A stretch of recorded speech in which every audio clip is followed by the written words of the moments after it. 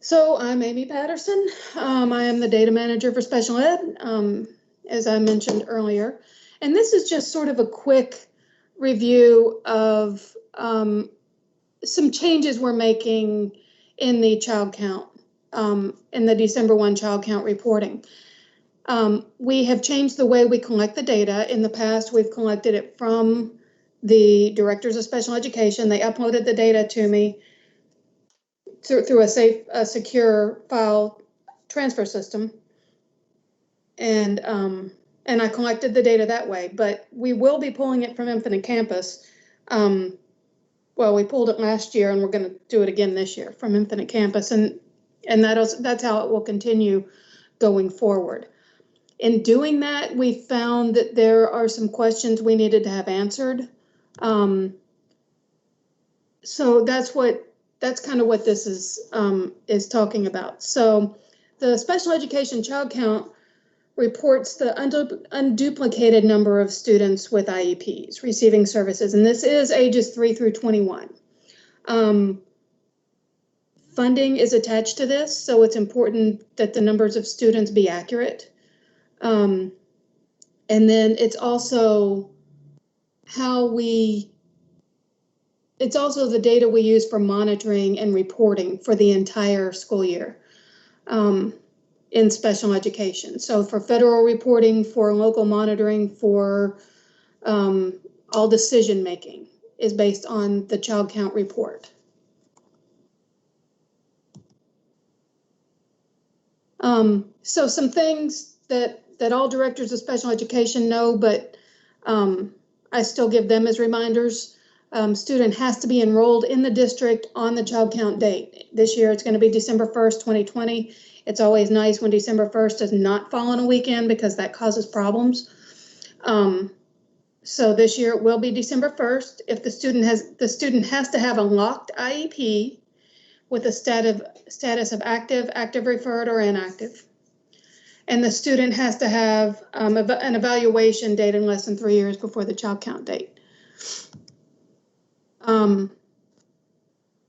So some things about students who are enrolled in private school or in homeschool, that may be receiving services within the district. It's recommended that students should not be marked state exclude. And please make sure any students with an N enrollment, a special ed only enrollment, please make sure that their grade level matches their age, because we often end up with kindergartners who are 10 years old because the enrollment rolled forward, but the grade never changed, and it causes problems with our reporting. And then these students may have a private school service plan instead of an IEP, so please just make sure that their special ed setting is appropriate for that. So here's where we run into the questions. State exclude. So beginning next school year, when we run the child count report, the report is not going to look at any calendars marked exclude. So if you have any students enrolled in an excluded calendar that are receiving services, then those students will not be counted on child count.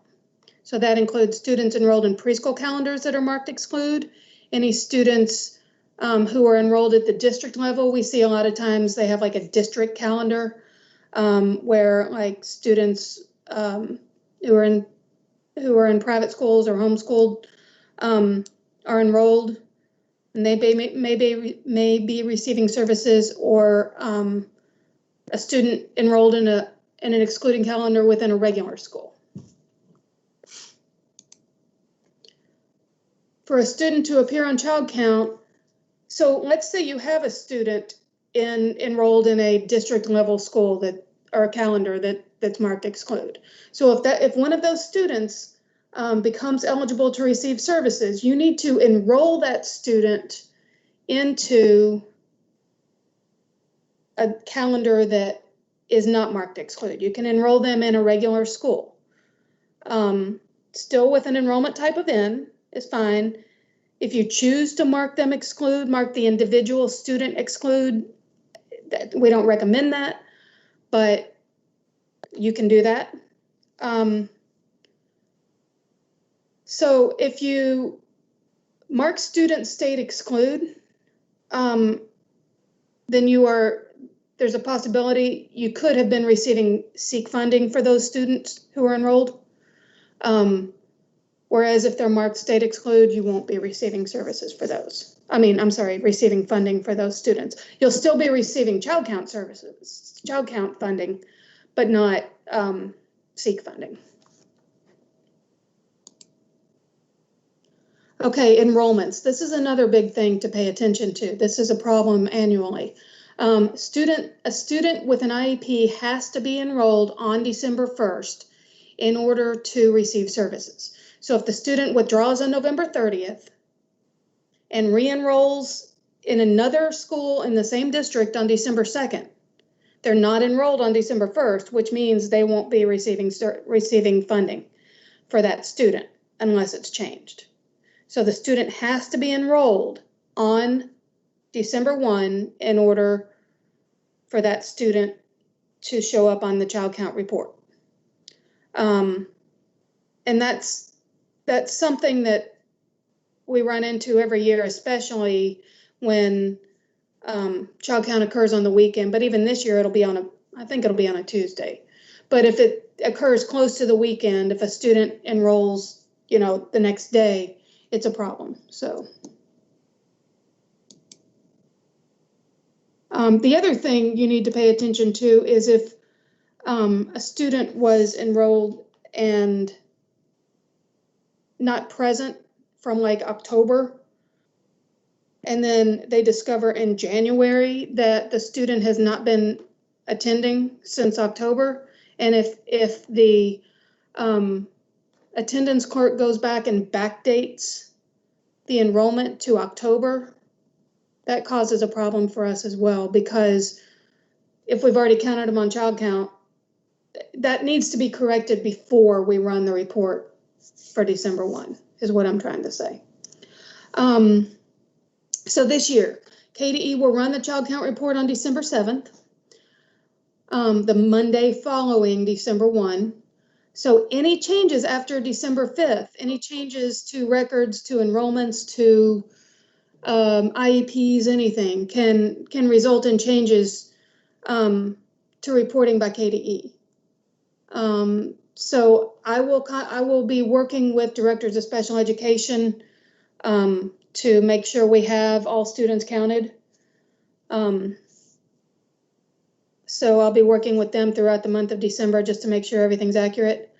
And KDE won't count students with critical errors. So if anything, if the student isn't enrolled, if there's something missing from the IEP, those sorts of things, they won't be counted. And that's it.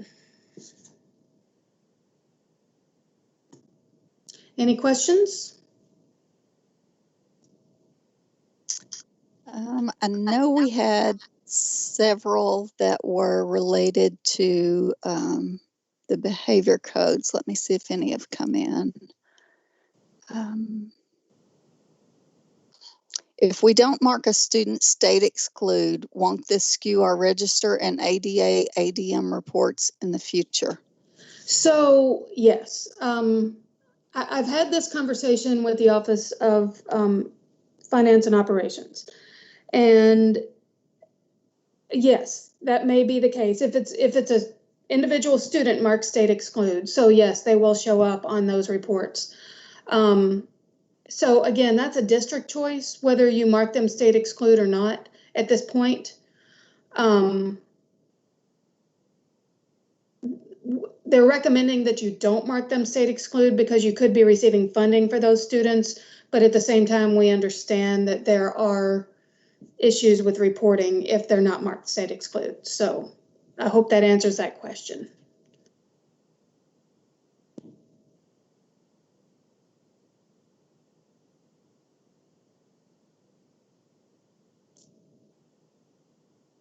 It is a little bit confusing.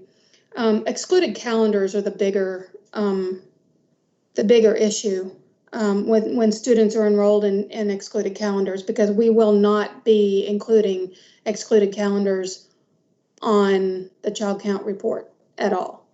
So if you have students enrolled in excluded calendars, make sure you have enrolled them before December 1 into a regular calendar.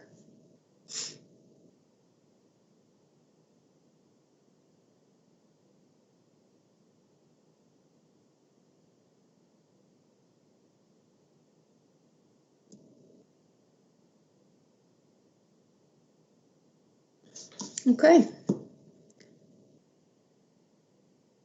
Any other questions?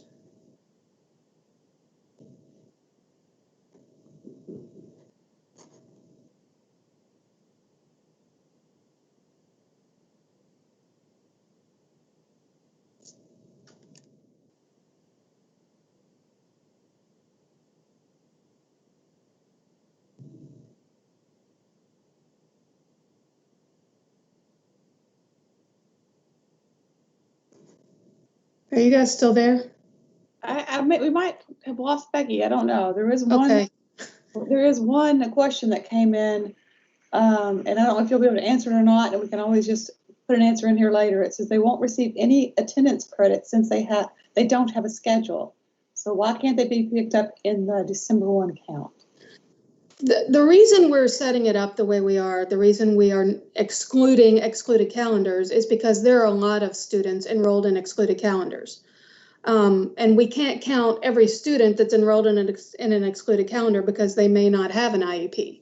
So we need, in order to differentiate between students with IEPs and students without IEPs, those students need to be enrolled in a regular calendar.